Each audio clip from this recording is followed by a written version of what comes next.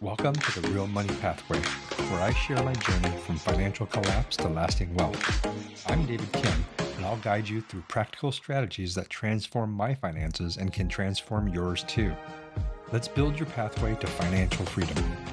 The content of this podcast is provided for general information purposes only and do not constitute financial advice. Listeners should not act upon the content or information here without first seeking appropriate advice from a financial professional. Welcome back to Real Money Pathway. I'm David Kim, author of The Real Money Guide, the missing manual for financial recovery. Throughout our first 7 episodes, we've explored my journey from financial collapse to rebuilding, covered everything from psychological impact to emergency funds, cash flow management, and reestablishing banking relationships. Today, we're tackling what many consider the most challenging aspect of financial recovery, rebuilding credit after significant setbacks. And I want to share a moment that perfectly captures both the frustration and possibility of this journey. About 8 months after my bankruptcy, I received my first credit card offer in the mail. After multiple rejections, seeing an approval letter created a moment of excitement until I read the details. It was a $300 limit card with a $200 annual fee that would already be charged to the account. That's right, a card that arrived with 2/3 of its limit already consumed by fees, leaving just $100 of actual available credit. That moment crystallized the challenging reality of credit rebuilding. The path forward often begins with less than ideal options that gradually lead to better options. I want to share the exact journey that took me from that predatory card offer and a credit score in the low 400s to my current scores exceeding 800 across all 3 bureaus. This transformation didn't happen through quick fixes or credit hacks, but through a systematic approach, whether you're rebuilding after bankruptcy like I was, recovering from other financial setbacks, or just establishing credit for the first time.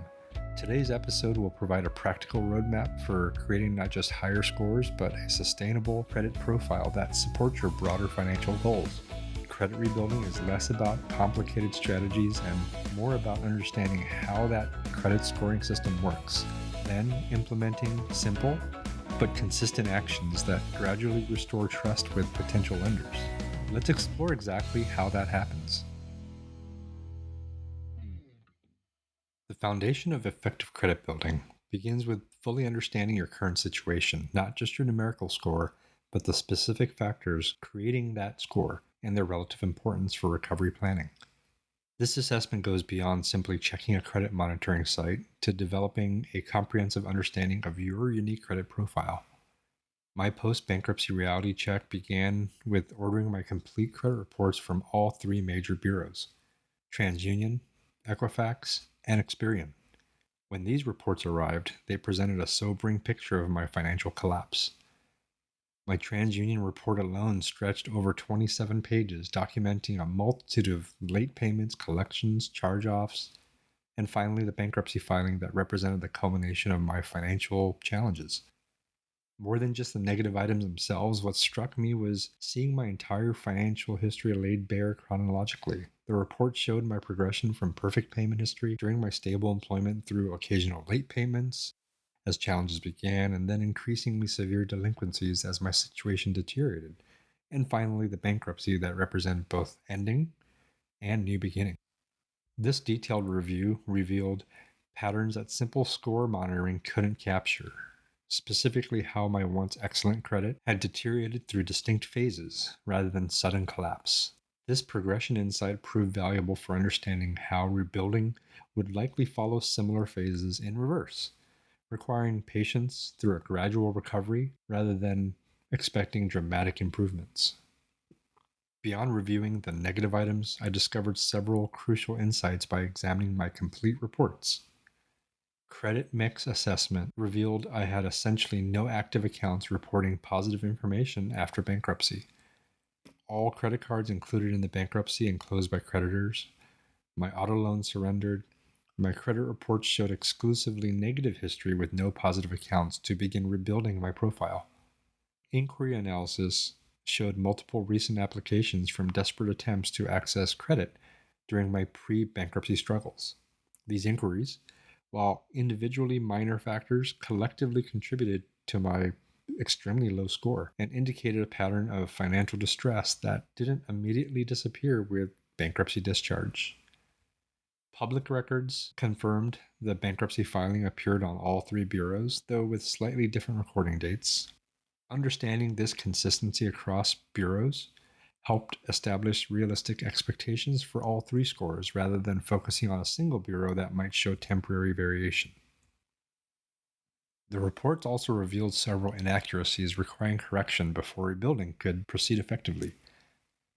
2 accounts incorrectly showed as current with balances despite being included in my bankruptcy discharge. These inaccurate trade lines represented potential recovery obstacles requiring immediate dispute. One collection account appeared twice under 2 different agency names, effectively double counting the same debt and creating excess negative impact. This duplication also required specific documentation to resolve. My personal information contained minor inaccuracies in previous addresses that, while not directly affecting scores, created potential verification issues for future applications. Correcting these details established accurate identity foundation for rebuilding efforts. This comprehensive review created a detailed inventory of my credit reality beyond simple scores, providing a foundation for strategic rebuilding rather than just haphazard attempts at improvement. For those conducting similar assessments, several key components deserve your particular attention. Account status verification requires checking each account's reported status against your bankruptcy discharge paperwork or settlement agreements. Inconsistencies prevent proper credit updating and require specific dispute documentation. My experience with incorrectly reporting accounts taught me to maintain bankruptcy discharge papers permanently for addressing post-bankruptcy credit reporting issues.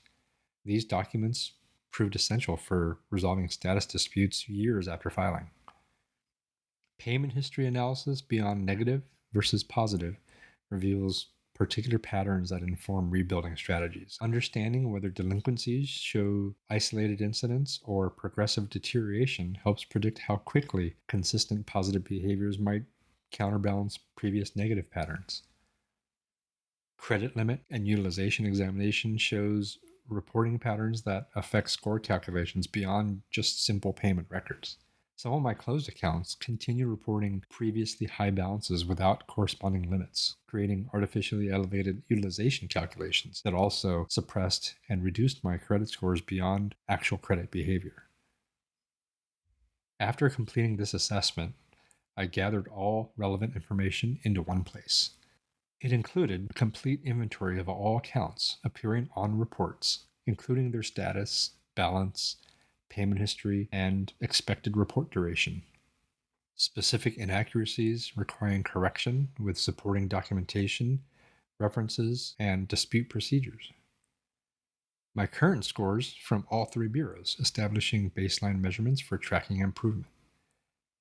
Key score factors identified by monitoring services, creating focus areas for rebuilding efforts.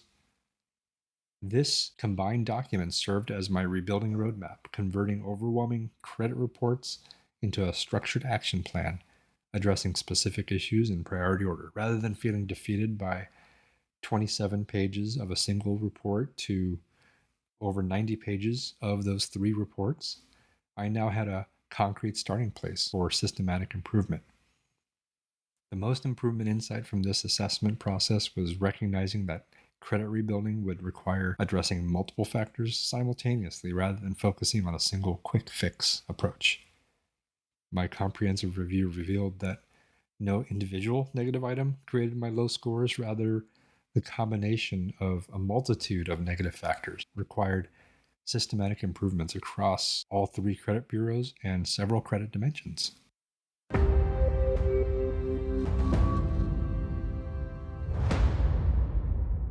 With clear understanding of your current credit reality, establishing realistic expectations and timelines become essential for sustainable rebuilding.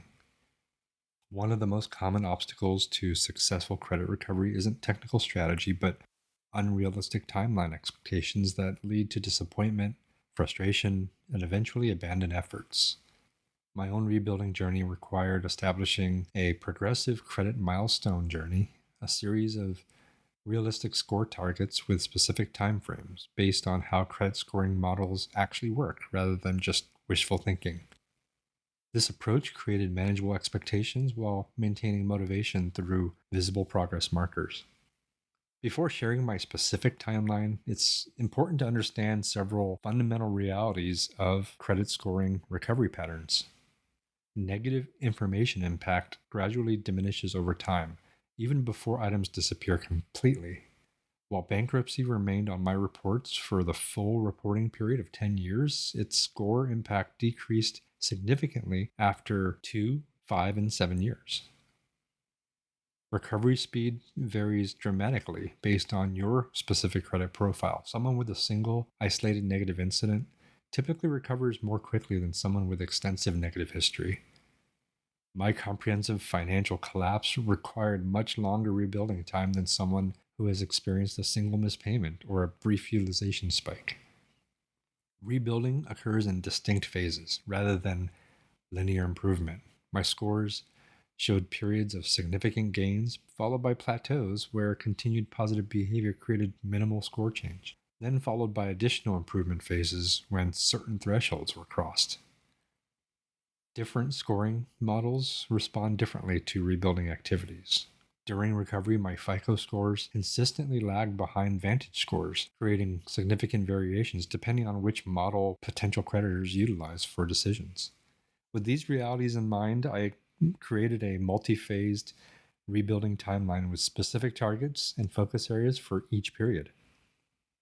The first phase was the emergency rebuilding phase, from 0 to 6 months post my bankruptcy.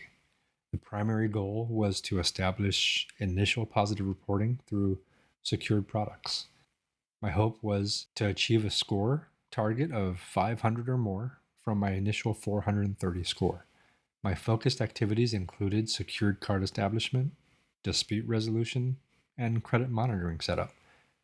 During this phase, I secured my first rebuilding product, a secured credit card with a $300 limit backed by my own deposit. Unlike that predatory offer I mentioned earlier, this card carried no annual fee despite my recent bankruptcy.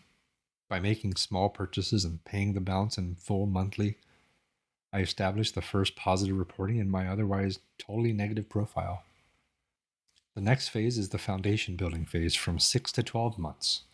My primary goal was to establish multiple positive accounts and a perfect payment pattern.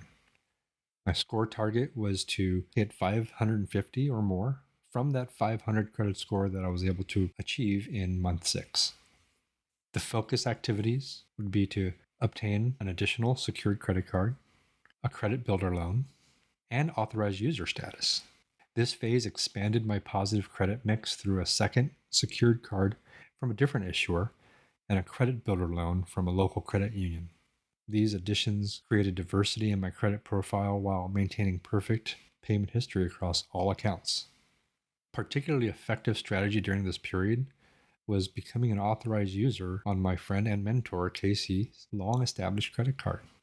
This arrangement added a well-aged positive account to my profile without creating financial responsibility, providing immediate credit history depth, otherwise impossible during early rebuilding. The next is the intermediate recovery phase from 12 to 24 months. The primary goal is to transition from secured to unsecured products. My score target was 620 or more from that 550 from the previous phase. Focus activities included graduating from secured cards, obtaining entry-level unsecured cards, and of course continuing perfect payment history.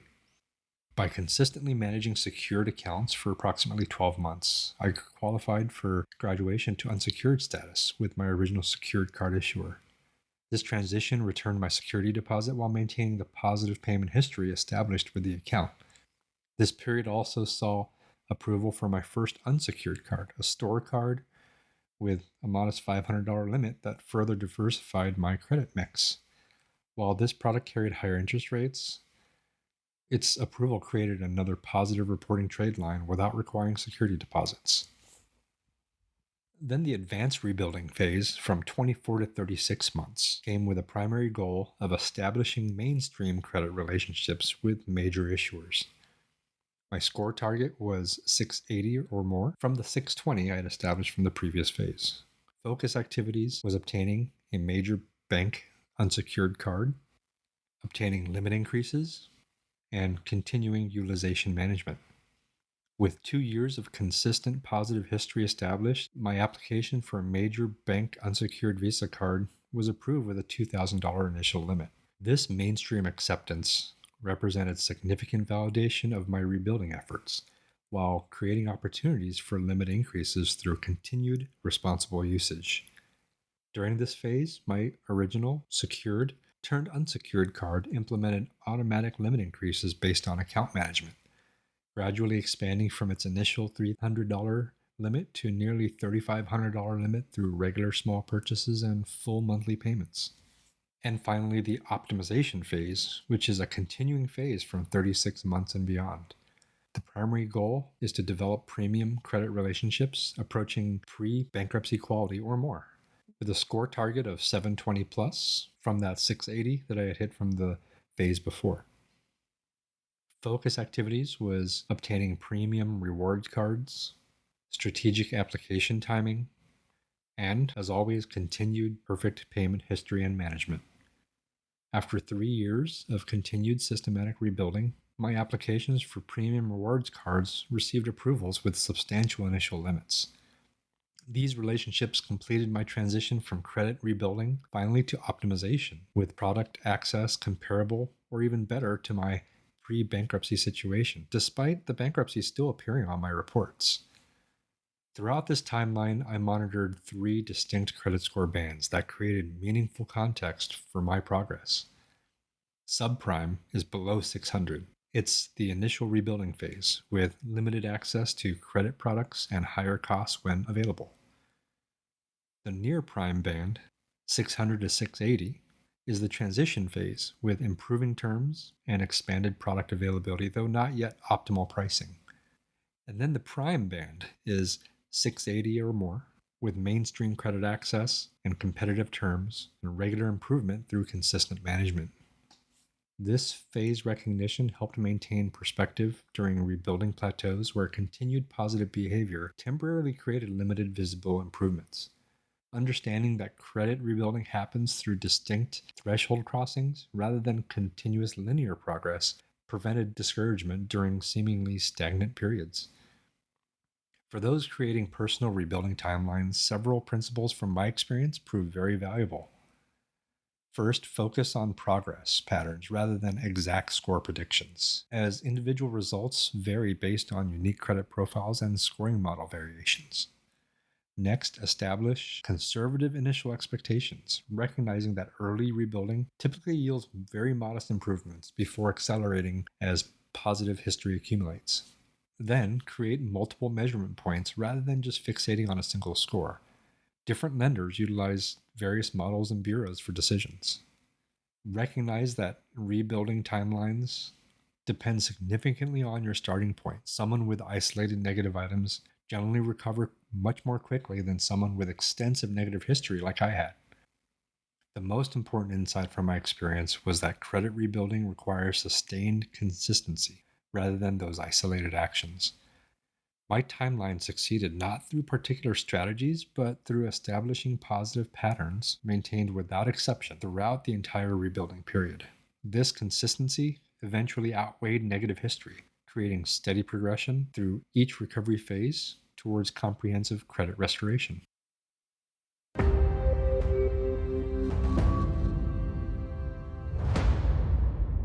With realistic assessment and timeline expectations established, implementing effective first steps become crucial for rebuilding momentum.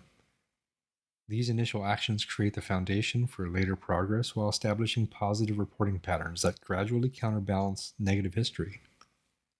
My post-bankruptcy first steps focused on establishing essential positive trade lines through products specifically designed for rebuilding situations, rather than fixating on removing negative information, which legitimately reported bankruptcy and defaults remained on reports regardless of disputes. I concentrated on adding positive accounts that gradually increased proportion of favorable history in my overall profile.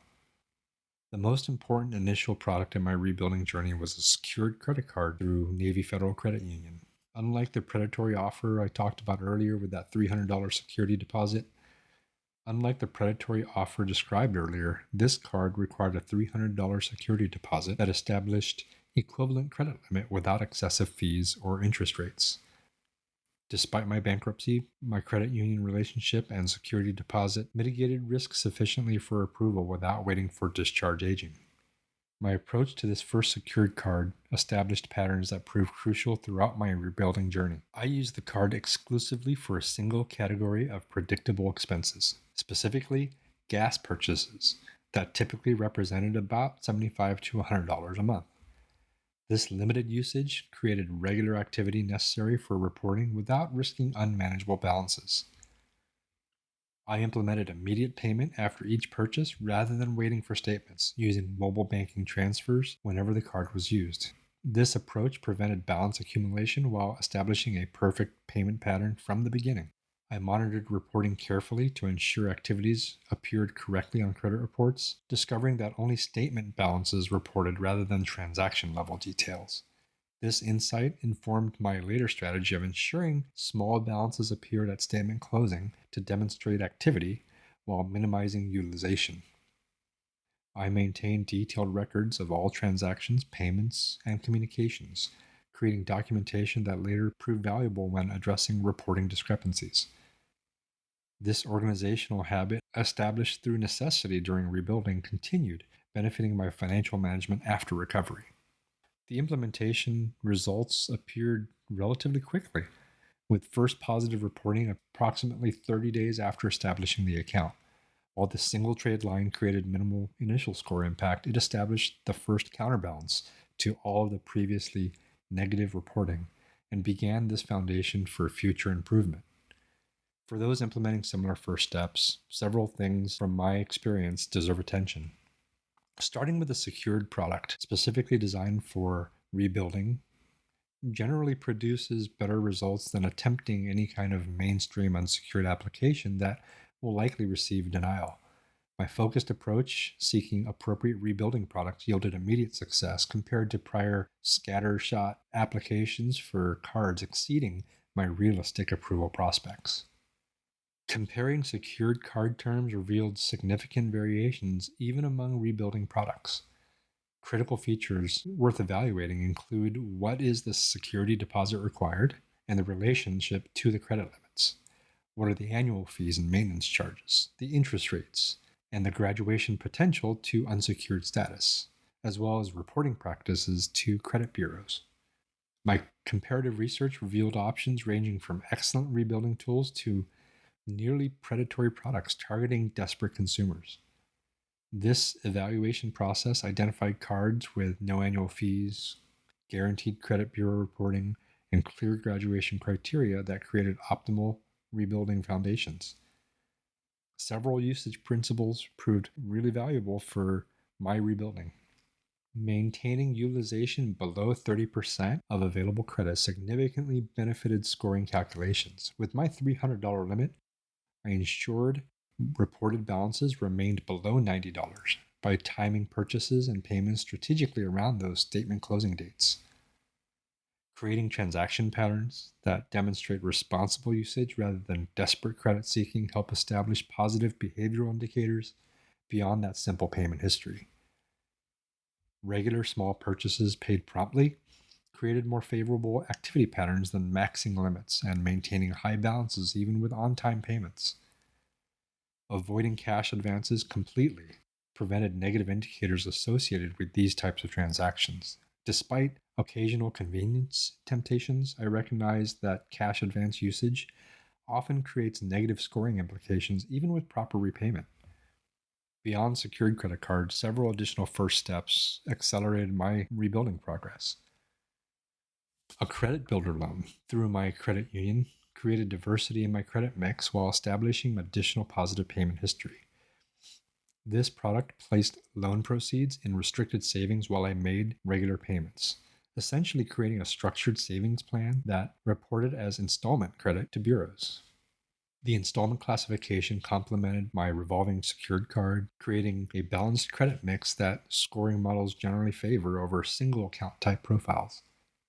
Though individually modest, these diverse positive accounts created an important rebuilding foundation. Next, authorized user status on an established account provided immediate credit history depth otherwise impossible during early rebuilding.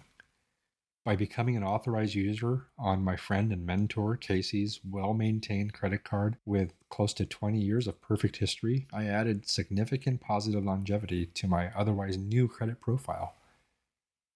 Importantly, this arrangement involved no actual card usage or financial access, simply reporting association that benefited my rebuilding efforts through well-established positive history. While some scoring models discount authorized user impacts, most still include this relationship with varying weighting that generally benefits rebuilding profiles.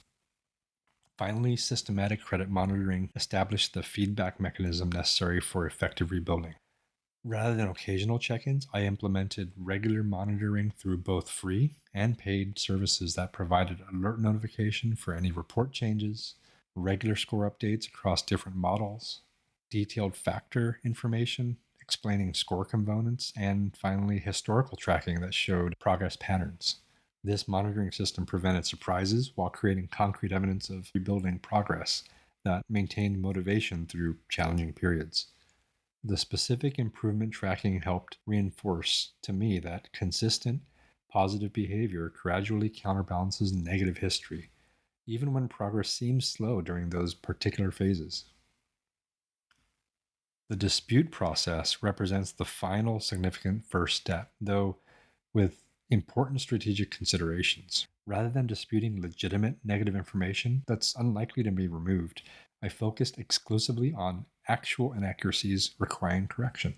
This focused approach produced legitimate corrections without wasting efforts on disputes that were unlikely to succeed or potentially raise fraud concerns through excessive challenging. For those implementing first rebuilding steps, appropriate product selection creates crucial foundation for subsequent progress.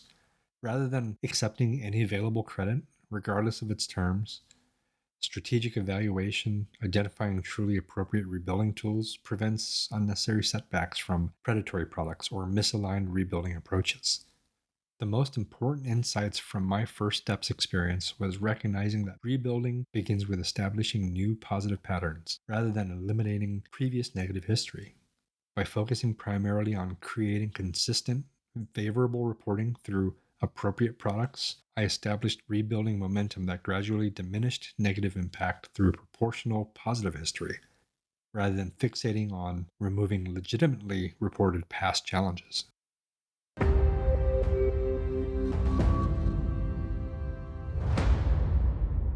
Once initial rebuilding momentum has been established through secured products and basic positive reporting, mid-stage strategies create acceleration toward mainstream credit restoration.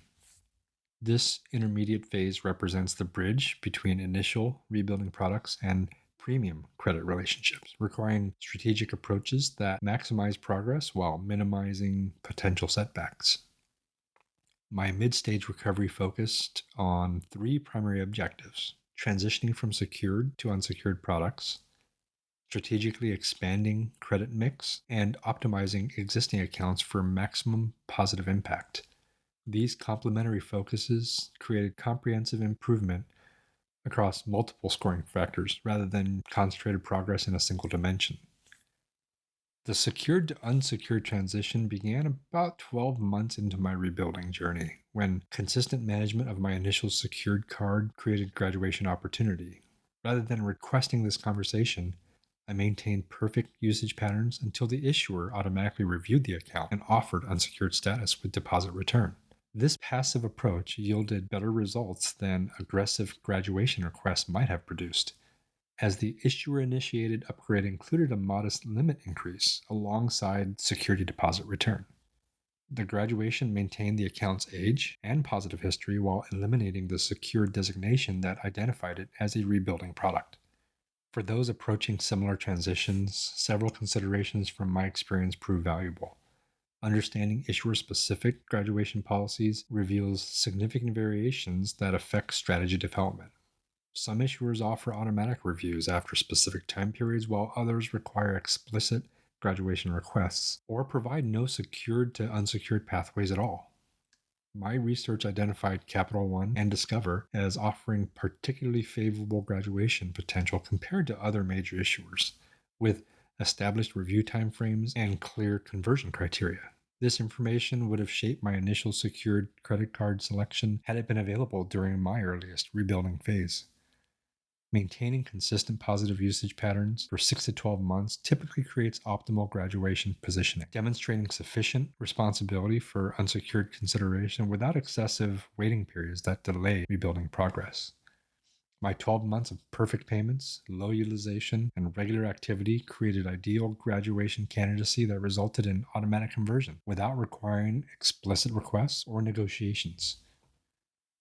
Beyond secured card graduation, mid-stage rebuilding benefited significantly from strategic new account development, following what I call the ladder approach, starting with products matching current approval prospects rather than premium cards carrying rejection risk. My progression followed specific steps through increasingly mainstream credit tiers. Store cards with lower approval thresholds provided my first unsecured products, approximately 10 months into rebuilding. Despite high interest rates and limited usability compared to general purpose cards, these accounts established unsecured relationships while creating additional positive trade lines. Next, entry-level bank cards from second-tier issuers followed approximately 16 months into rebuilding, with approval for a basic unsecured Visa carrying a modest $1,000 initial limit.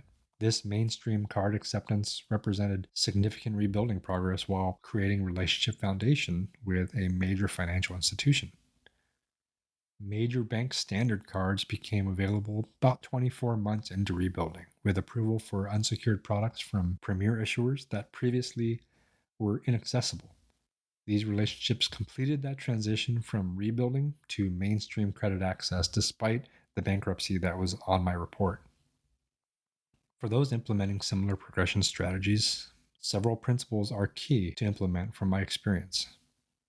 Strategic application spacing prevents excessive inquiry accumulation while allowing sufficient time for accounts to demonstrate positive management. My approach limited applications to one every 4 to 6 months, creating appropriate intervals for positive history development between credit-seeking activities.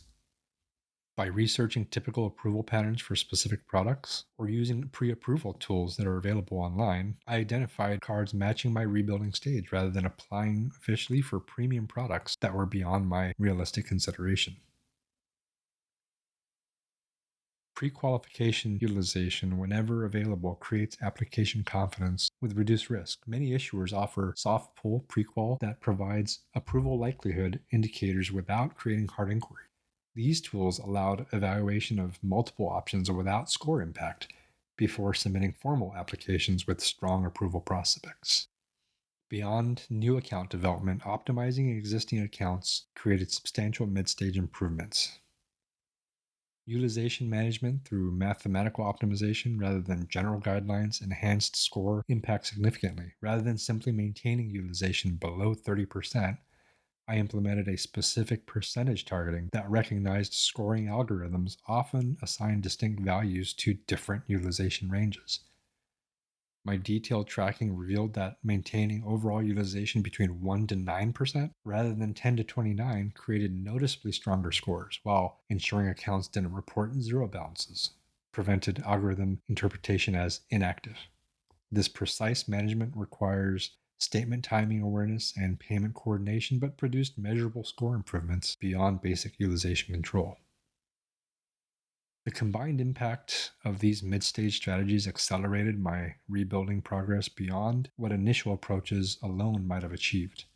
The credit score progression during this period showed more substantial improvements than early rebuilding, with approximately 120-point gain between months 12 to 24 compared to the more modest 70 points during months 0 to 12. For those implementing mid-stage rebuilding, recognizing this period's crucial transition role creates appropriate strategic emphasis. While early rebuilding establishes basic reporting foundation, mid-stage activities create the bridge to mainstream credit relationships that eventually complete the recovery journey. Implementing comprehensive approaches, addressing multiple scoring factors simultaneously, typically creates much more significant progress than focusing exclusively on a single rebuilding element.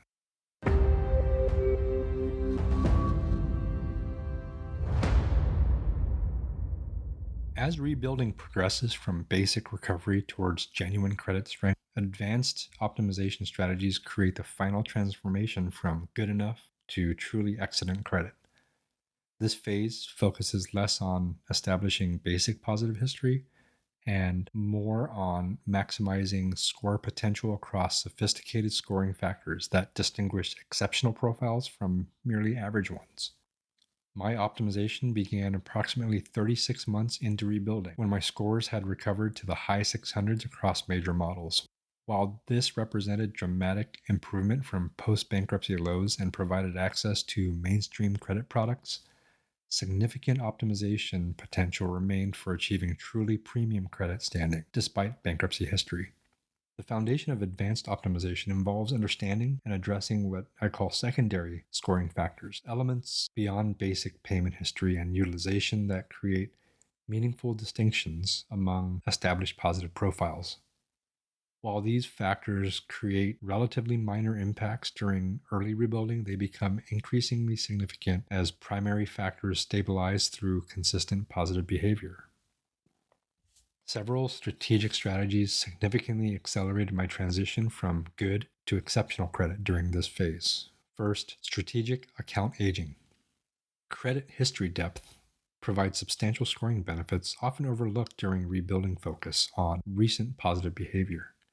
As my recovery progressed, I implemented deliberate account preservation strategies that maximized age-related scoring factors. Maintaining original rebuilding accounts despite potential product limitations created valuable age accumulation that newer products couldn't replace. Despite occasional temptation to close early turned unsecured cards with less attractive terms, I recognized their crucial contribution to the average age calculations and overall history length. Specific retention approaches prevented issuer-initiated closure of infrequently used but well-aged accounts, regular small purchases, setting up recurring subscription charges, and occasional customer service interactions maintained account activity sufficient for continuation while preserving valuable history contribution. Product conversions rather than new applications also preserved account history while accessing better features when available. When issuers offer product upgrades within card families, I utilize conversion options that maintained original account opening dates rather than establishing a new account that would reduce average age calculations.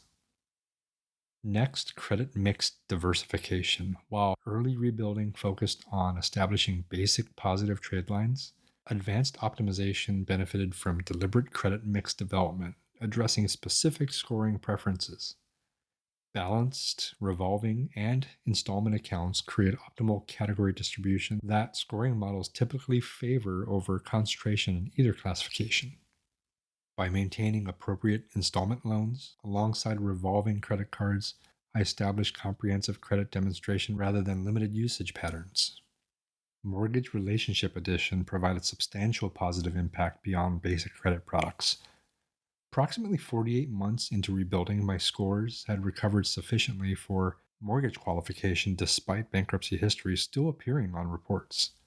This major installment relationship further enhanced credit mix while demonstrating significant lender confidence. Auto financing through conventional rather than subprime channels completed major credit relationship restoration. By securing standard financing terms rather than accepting subprime options that might have been available earlier in rebuilding, I established comprehensive major credit relationships across all primary lending categories. Advanced optimization required particularly careful approach to new credit that balanced relationship development against potential score impacts. Application timing coordination with existing credit events prevented score disruption during important financing activities. By planning major applications around credit-sensitive transactions like mortgage qualification, I prevented unnecessary score volatility during crucial evaluation periods. Inquiry management through strategic spacing and categorical limitation minimized negative impacts while still developing appropriate relationships. Rather than applying whenever interesting offers appeared, I maintained disciplined 6-month minimum intervals between applications while limiting inquiries within specific categories to essential relationship development. Advanced optimization benefits from precision utilization management beyond the basic below 30% guidelines. Tracking revealed that specific utilization percentages, particularly 1%, 3%, and 7%, creates optimal scoring outcomes compared to neighboring percentages. By implementing precise balance management, timed around statement closing dates, I maintained ideal utilization reporting that maximized this scoring component. Individual and aggregate utilization coordination addressed both scoring aspects simultaneously. Some models consider both individual account and overall utilization across all accounts, requiring synchronized management of both dimensions for optimal results. Strategic balanced distribution across multiple cards sometimes outperformed equivalent total utilization concentrated on fewer accounts. By maintaining small balances across several accounts rather than equivalent total utilization on a single card, I occasionally achieved higher scores through distribution patterns that particularly favor that model. For those implementing these advanced optimization methods, several principles from my experience create improved outcomes. Focus on specific scoring details rather than general guidelines creates precision improvements that general approaches might miss. Understanding exactly how utilization percentages, account distribution, and inquiry patterns affect specific scoring models allows targeted optimization beyond basic positive behavior. Patience remains essential even during advanced phases, as some improvements simply require sufficient time for negative information aging and positive history accumulation. While strategic approaches accelerate and maximize improvement, certain score elements only respond to time progression that no strategy can override. The most important insight from my advanced optimization experience was recognizing that truly exceptional credit represents both culmination of consistent positive behavior and deliberate optimization of specific scoring elements, while perfect payment history and responsible credit management provide essential foundation. Achieving that elite status typically requires additional strategic approaches that maximize score potential across all relevant factors.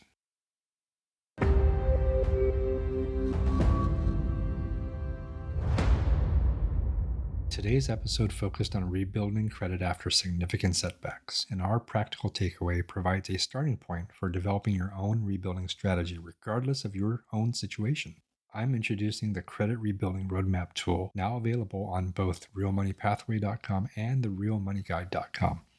This interactive resource helps create a personalized rebuilding plan based on your specific credit situation and goals, providing structured guidance through each rebuilding phase. The tool begins with a simple credit assessment that evaluates your current status beyond just numerical scores by analyzing key components like account mix and utilization patterns and negative items. It creates a comprehensive starting point that identifies your specific rebuilding needs rather than just generic recommendations. The timeline generator produces realistic recovery projections based on your specific situation rather than promising unrealistic quick fixes. This personalized timeline includes phase-specific targets, focus activities, and progress indicators that create both direction and motivation through your rebuilding journey. Then the strategy section provides detailed implementation guidance for your particular rebuilding phase, whether you're just beginning after significant setbacks or approaching advanced optimization of already good scores. Rather than one size fits all, these recommendations align with your specific needs and current credit reality. For those beginning credit rebuilding this week, I recommend focusing on two specific actions. First, obtain your complete credit reports from all three major bureaus through annualcreditreport.com. This free service provides comprehensive reports beyond basic monitoring services, creating the detailed assessment foundation necessary for effective rebuilding planning. Second, identify the most appropriate next account for your specific situation, whether a secured card for early rebuilding, entry-level unsecured products for mid-stage recovery, or relationship development with preferred financial partners for advanced optimization. This targeted approach prevents scattered applications while establishing clear next steps aligned with your current rebuilding phase. Credit rebuilding happens through consistent positive behavior over time rather than through quick fixes or manipulation attempts. The strategies we've discussed accelerate and maximize natural recovery processes rather than creating artificial improvements that prove temporary or ineffective.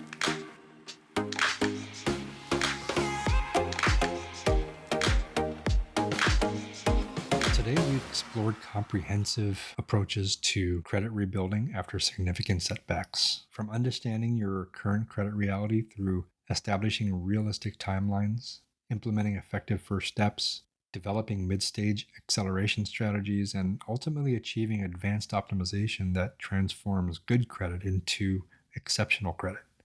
If there's one message I hope you take from this episode, it's that meaningful credit rebuilding happens through consistent implementation of appropriate strategies over sufficient time, rather than through manipulation attempts or quick fixes. By understanding how scoring systems actually work and implementing aligned behaviors, you create genuine recovery that supports broader financial goals beyond just numerical scores. In our next episode, The Value of Starting Small, $25 at a time, we'll explore another crucial aspect of financial recovery, developing the small, consistent habits that eventually create significant results. I'll share how my initial $25 weekly savings commitment eventually grew into substantial financial security, along with practical approaches for implementing similar habit development regardless of your current situation. We'll discuss the psychology behind small financial wins, how to develop your first growth systems through modest but consistent actions, the compound effect of financial habits over time, maintaining consistency through inevitable challenges, and eventually scaling small beginnings into substantial financial outcomes. As you move through the coming week, I encourage you to take at least one concrete step toward credit rebuilding based on your specific situation. Whether ordering your complete credit reports, researching appropriate secured cards, implementing strategic utilization management, or addressing advanced optimization factors, even modest actions create momentum toward comprehensive credit restoration. I'd love to hear about your credit rebuilding experiences. If you're comfortable sharing, please visit realmoneypathway.com and let me know what strategies have proven most effective in your credit situation. Your insights might help others facing similar challenges while shaping future episodes, addressing specific credit questions. Thank you for joining me as we continue building practical approaches to financial recovery. Credit rebuilding isn't about perfection, but consistent progress towards increasingly positive credit relationships. Until next time, I'm David Kim. Remember, it's not just about money. It's about building your real money pathway to freedom.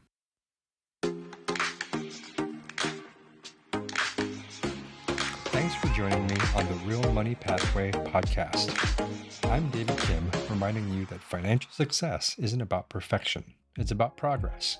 So subscribe now for more strategies, and remember, your journey to lasting wealth starts with the very next decision you make.